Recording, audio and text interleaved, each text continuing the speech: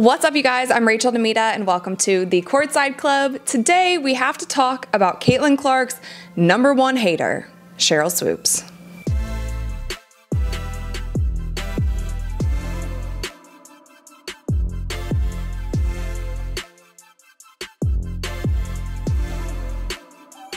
Sheryl Swoopes is once again in the headlines for all the wrong reasons, and this time it's for staying silent while her co-broadcaster was talking about Caitlin Clark winning Player of the Week. Coming to the Players of the Week, both of them had outstanding weeks, and they're the next two opponents of the week. Caitlin Clark will be here on Sunday for the week, averaged 25, and Avisa Collier averaged over 25. And of course, the Lynx here Friday at 6:30 on Ion, and then the Fever come here at 3 o'clock before a sellout crowd.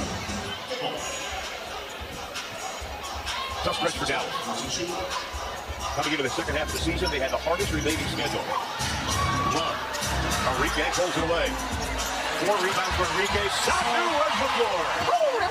So when I first saw this video, I actually wanted to come to her defense because a lot of times during the broadcast, there are different reads that the broadcasters have to call out. So this was probably one of them. Maybe it was assigned to her co-caster. However, so much of the time, the other broadcaster is allowed to kind of ad-lib or jump in at any point. And so the fact that he went on about the read, talked about Nafisa, talked about Caitlin Clark, and then after that, there was like 5 or 6 seconds of literal silence because Sheryl Swoopes was not jumping in.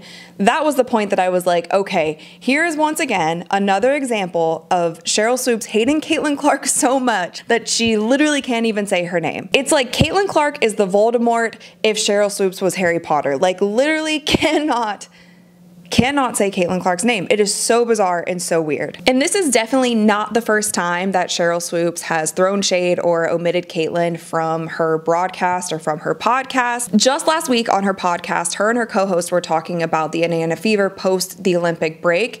And here's what she had to say about the Fever. I think the Olympic break really helped Indiana. I'm going to shout out to Lexi Hall. I'm a big Lexi Hall fan. Lexi Hall shot the leather off the ball in their game against Seattle. Kelsey Mitchell is just stroking. She is just shooting the basketball. Aaliyah Boston, almost a triple-double. If Indiana continues to play the way they're playing like this, they too are going to move up in the standings. And that was it, you guys. That was all she had to say about Indiana. It doesn't even make any sense. Like, not even a nod to Caitlin Clark, not even saying like, Caitlin Clark's playing well, or Caitlin Clark's leading the team. I don't even, like, you don't even have to be that complimentary, but leaving her out completely when she is the #1 component of that Indiana Fever team and has also been playing a lot better post this Olympic break than she was before, to completely leave her out, it's just, it's so weird. But there's more to the story, you guys. Stephen A. Smith actually called out Sheryl Swoopes on his Stephen A. Smith show, specifically talking about this clip in the podcast where she just completely omitted Caitlin Clark's name. He was basically talking about how she continues to hate on Caitlin Clark, and it's basically pushing the narrative that the media and other players in the WNBA and people in general are just hating on Caitlin Clark when there seems to be no reason why. So when you start to try to figure out the reasoning, all you can think of is maybe they're jealous, maybe they think it should have been them, that maybe they don't like how much praise Caitlin Clark is getting. It doesn't make sense. So he called her out on her show and said, essentially, like, you're employed by the WNBA. Everything that you're doing is around the WNBA. It's not a good look. And it's especially not a good look because you are a legendary player yourself. Before all of this, I was a Sheryl Swoopes fan. I feel like any player growing up in the 90s, early 2000s, like Sheryl Swoopes,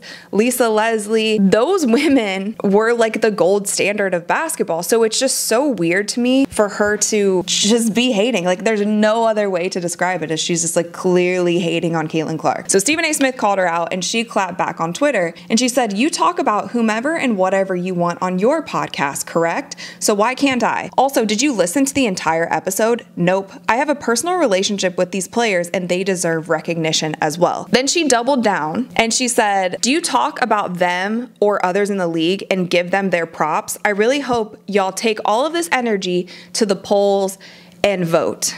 What? Vote?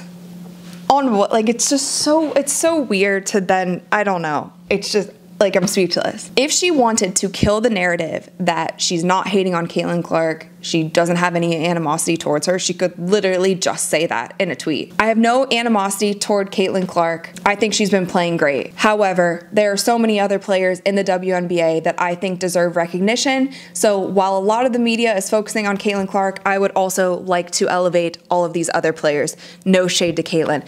Literally, that would end all of this. She also tweeted out today, she said, FYI, I am not employed by the WNBA. And this was in reference to the people saying like, hey, it's okay if you dislike Caitlin Clark, but it's really not professional of you to be shading her the way that you are, not mentioning her if you are working for the WNBA. She says here that she's not. However, she is doing nationally televised broadcasts where she's doing either sideline or commentary work on these WNBA games.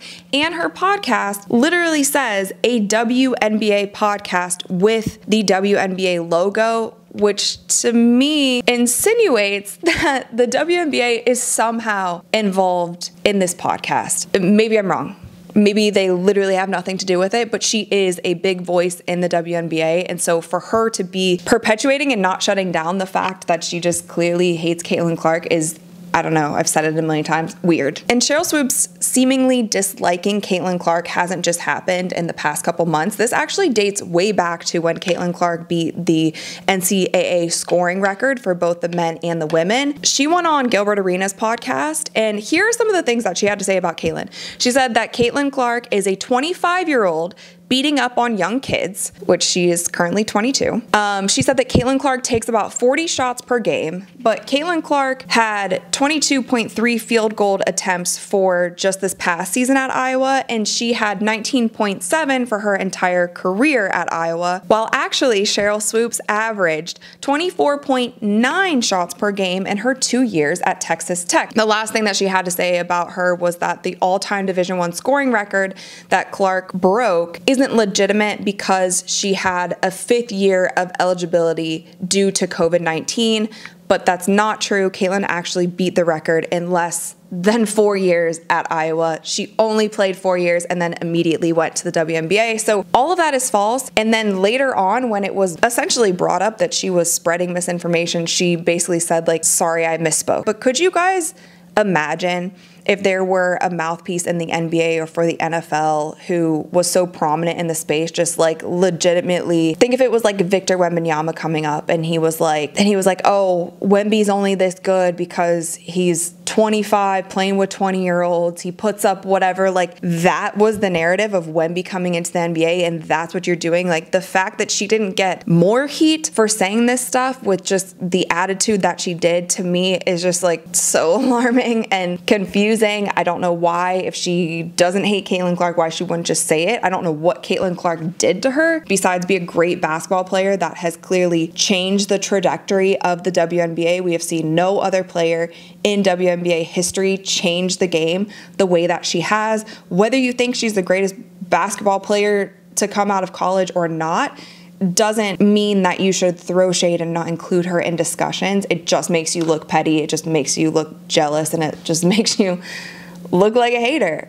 I don't know how else to say it. So why do you think Sheryl Swoopes seemingly dislikes Caitlin Clark so much that she can't even talk about her? What do you think this is all stemming from? And do you guys think that Sheryl Swoopes needs to come out with an official apology or some sort of statement around it? I feel like the more spotlight that is put on this issue, the WNBA at some point is going to have to step in and be like, hey, we're going to need you to fake the funk a little bit. If you're going to be on these national televised broadcast games, she will be, from my understanding, commentating the next Wings versus Fever game. So she's gonna have to fake the funk a little bit if she's doing all of these things within the WNBA. Do you guys think that she needs to come out with some official statement as to why, or just needs to do better? Or do you think it's like totally within her right to act the way that she continues to act? Let me know what you guys think in the comments below. And of course, if you enjoyed this video, please give it a thumbs up and click that little subscribe button because we upload new videos every single week. And with that, I'll see you guys next time. Ooh,